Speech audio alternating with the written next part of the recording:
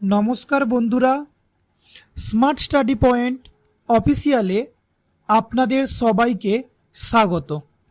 आमी पीयूष माइती। आजकेर भिडियोते आमी आलोचना करब कृषक बंधु किभाबे सठिकभाबे फर्म फिल आप करते हय। नतून आवेदन होक बा तथ्य संशोधन सबकिछुई धापे धापे देखते हबे, ताई ভিডিওটি শেষ পর্যন্ত দেখুন। তোমাদের কাছে ইতিমধ্যে এই ফর্মটি পৌঁছে গেছে বা তোমরা পেয়ে গেছো। এই ফর্মের কৃষক বন্ধু আইডি নাম্বার লেখা আছে, এই জায়গাটা তোমরা কিন্তু স্কিপ করবে এবং সিরিয়াল নাম্বার এই জায়গাটাও স্কিপ করতে বলা হচ্ছে। নেক্সট এইখান থেকে তোমাদের মূল ফর্ম ফিল আপ শুরু। প্রথমে আছে সুবিধাভোগীর নাম, কৃষক বন্ধুর রেকর্ড বা ব্যাংক পাসবুক অনুযায়ী। এইখানে তোমরা তোমাদের ব্যাংকের বইতে যেই নামের বানান আছে ওই নামের বানান দেখে কিন্তু বসাবে, না হলে কিন্তু তোমাদের ভুল হতে পারে। তার এইখানে আমরা আমাদের নাম বসিয়ে দিলাম বা আমি আমার নাম বসিয়ে দিলাম, আমার নাম পীযূষ মাইতি এখানে বসিয়ে দিলাম। নেক্সট যে এখানে name of father, husband, wife অথবা গার্ডিয়ান। আমি রেকমেন্ড করব তোমরা তোমাদের যদি স্ত্রী বা কোনো মহিলা করে থাকো তাহলে তার পিতা অথবা গার্ডিয়ানের নাম লিখবে। যেহেতু আমার গার্ডিয়ান আমার বাবা, তাই এখানে আমি বাবার নাম বসিয়ে দিলাম। নেক্সট ঠিকানা, এইটুকু বক্স এর মধ্যে তোমাদেরকে ঠিকানা লিখতে হবে, তাই আমি বলবো তোমরা গ্রাম এবং পোস্টের নাম এইটুকুই লেখো, এইটুকু লিখলেই হবে। নেক্সট জেলা, এবার আমাদের এইখানে বসাতে হবে যে যার জেলা সম্পর্কে। আমার জেলা যেহেতু পূর্ব মেদিনীপুর, তাই আমি এখানে বসিয়ে দিলাম পূর্ব মেদিনীপুর। পরেরটাই আছে ব্লক, তোমার ব্লকের নাম কি? ব্লকের নাম কি? যেহেতু আমার ব্লকের নাম দেশপ্রাণ, আমি কিন্তু এখানে বসালাম দেশপ্রাণ ব্লক বলে। নেক্সট আছে গ্রাম পঞ্চায়েত, আমাদের গ্রাম পঞ্চায়েত বসাতে হবে। আমার গ্রাম পঞ্চায়েতের নাম বামুনিয়া 6 নম্বর গ্রাম পঞ্চায়েত, আমি কিন্তু লিখে দিলাম বামুনিয়া 6 নম্বর বলে। নেক্সট মৌজা বা গ্রাম, তোমাদের মৌজা অথবা গ্রামের নাম বসাতে হবে। আমার যেহেতু গ্রামের নাম ছোট বান্তলিয়া, তাই আমি এখানেও ছোট বান্তলিয়া পুট করলাম। এই গেল আমাদের যে সুবিধাভোগী তার বেসিক ডিটেলস। এবার আসবো আমরা তার ব্যাংকের বিবরণে। প্রথমে আছে ব্যাংকের বিবরণে, ব্যাংক ডিটেলসে তার ব্যাংক এবং শাখার নাম। ব্যাংকের নাম কি? আমার ব্যাংকের নাম পাঞ্জাব ন্যাশনাল ব্যাংক এবং তার শাখা আলাদারপুর। আমি এখানে বসালাম পিএনবি অ্যান্ড আলাদারপুর। তোমাদের যদি স্টেট ব্যাংক হয় তাহলে এসবিআই, কারুর যদি ইউনিয়ন ব্যাংক হয় তাহলে ওইভাবেই কিন্তু তোমরা কোডটা লিখে এবং তার ব্রাঞ্চ পাশে লিখবে, কেমন? নেক্সট এখানে বসাতে হবে আইএফসি কোড নাম্বার। এই আইএফসি কোড নাম্বার কোথায় পাবো? যে যার ব্যাংকের বইতে খুঁজে দেখবে এইখানে কিন্তু তোমাদের আইএফসি কোড নাম্বার লেখা থাকে, ওই আইএফসি কোড নাম্বারটা কিন্তু বসাতে হবে। নেক্সট ব্যাংক অ্যাকাউন্ট নাম্বার, তোমরা ওই অ্যাকাউন্ট নাম্বারটাই দেবে যার আইএফসি কোড এবং ব্যাংক নাম তোমরা লিখলে। এবং অবশ্যই মনে রাখতে হবে ব্যাংকে যাতে ডিবিডি লিঙ্ক থাকে, কারণ এই সরকার ট্রেজারির মাধ্যমে নয়, সব কিছু কিন্তু ডিবিডির মারফত তোমাদের কাছে পাঠাবে। আমরা এখানে অ্যাকাউন্ট নাম্বার বসিয়ে দিলাম। নেক্সট আধার সংযুক্ত মোবাইল নাম্বার, আধার কার্ড খুলবে দেখবে ওইখানে যে ফোন নাম্বার লেখা আছে ওই নাম্বারটাই কিন্তু তোমাদের এখানে পুট করতে হবে। তাহলে এখানে আমি আমার নাম্বারটা পুট করে দিচ্ছি, তাহলে তোমরাও কিন্তু ওইখানে দেখে তোমরা পুট করে ফেলবে। নেক্সট যে ফর্ম ফিল আপ করতে হবে তোমাদেরকে আধার নাম্বার। 12 অক্ষরে সবার কাছে আধার কার্ড আছে, ওই আধার নাম্বারটা কিন্তু এখানে পুট করতে হবে। এরপরে আছে এপিক নাম্বার। এপিক নাম্বার কি? এপিক নাম্বার হচ্ছে ভোটার কার্ড আছে ওইখানে দেখবে তোমাদের AWK বা UCB ইত্যাদি দিয়ে কিন্তু এপিক নাম্বার লেখা আছে, ওইখানে কিন্তু এপিক নাম্বারটা তোমাদের বসাতে হবে। নেক্সট আছে এসি নাম্বার বা অ্যাসেম্বলি নাম্বার বা বিধানসভার নাম্বার। আমাদের বিধানসভা যেহেতু 213, তাই কিন্তু আমরা এখানে 213ই কিন্তু পুট করলাম। নেক্সট পার্ট নাম্বার, আমাদের অ্যাসেম্বলির পার্ট নাম্বার আছে প্রত্যেকটা, সেই পার্ট নাম্বার কিন্তু তোমাদেরকে খুঁজে বের করতে হবে। তোমরা যে ভোটার যে লিস্ট আছে সেই লিস্টে কিন্তু তোমরা পার্ট নাম্বার পেয়ে যাবে, অ্যাসেম্বলি নাম্বার পার্ট নাম্বার পেয়ে যাবে। নেক্সট আসো সিরিয়াল নাম্বারে।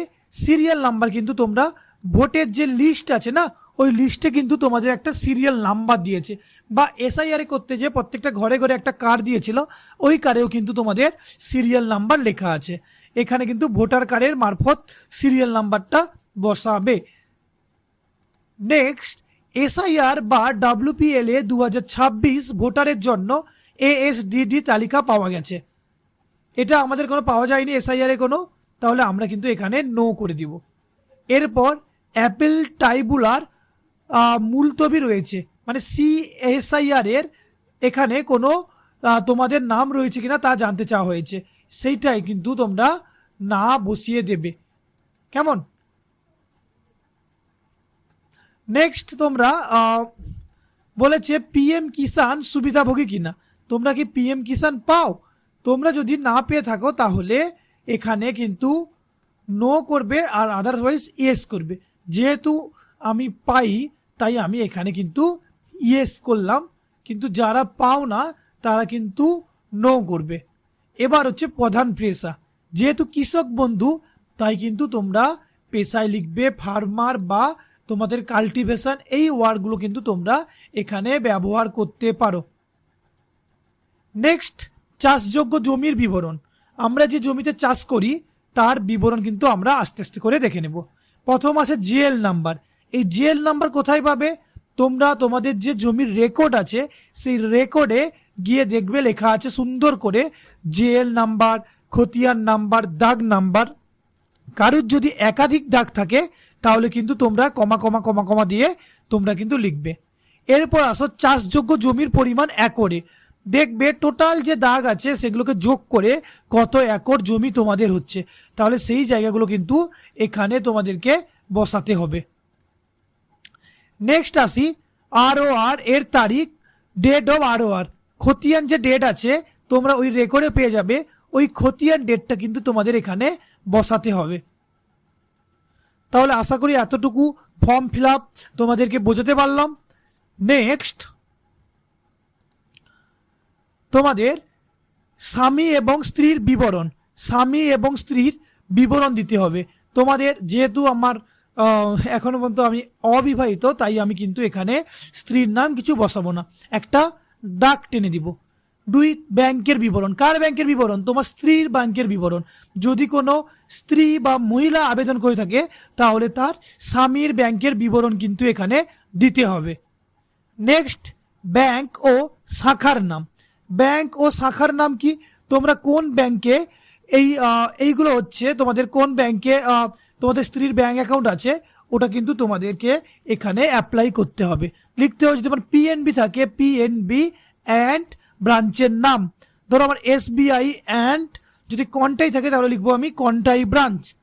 নেক্সট IFSC কোড, ব্যাংকের IFSC কোড কত সেটা কিন্তু এই জায়গাটায় ফিল আপ করতে হবে। নেক্সট আসছে ব্যাংক অ্যাকাউন্ট নাম্বার, তারও ব্যাংক অ্যাকাউন্ট নাম্বার দিতে হবে। আধার সংযুক্ত মোবাইল, যেই নাম্বারটা ওর আধার কার্ডের সঙ্গে যুক্ত আছে ওই নাম্বারটা দিতে হবে।